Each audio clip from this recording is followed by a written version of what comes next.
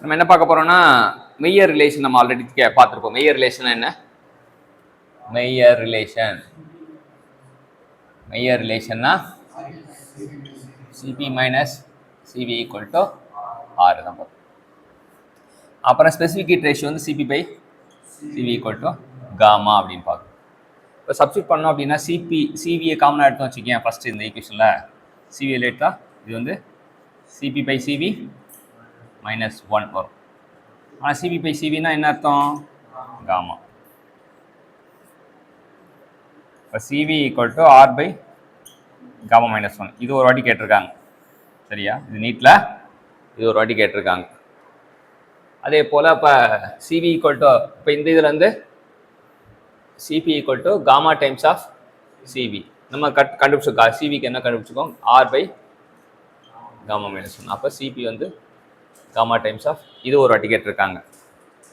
சரியா? இது ஒரு வாட்டி கேட்டிருக்காங்க, அது ஒரு வாட்டி கேட்டிருக்காங்க.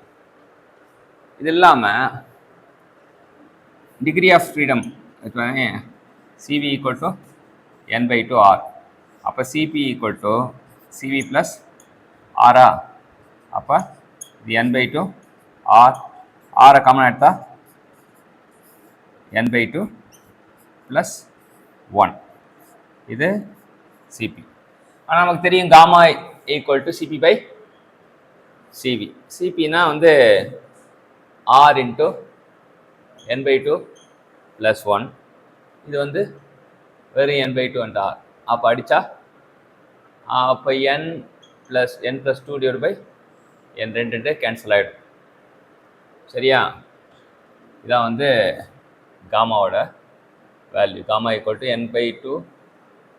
இது n + 2 வந்துடும். இந்த 2 கேன்சல் ஆகிடும். n + 2 டிவைட் பை n அப்படின்னு தெரிஞ்சுக்கலாம். காமாவுக்கு வந்து ஜென்ரலாக எல்லாத்துக்குமே வந்து நம்ம வந்து இந்த விஷயத்த வேறு என்ன டிகிரி ஆஃப் ஃப்ரீடம் தெரிஞ்சுக்கலாம். Thank you champions.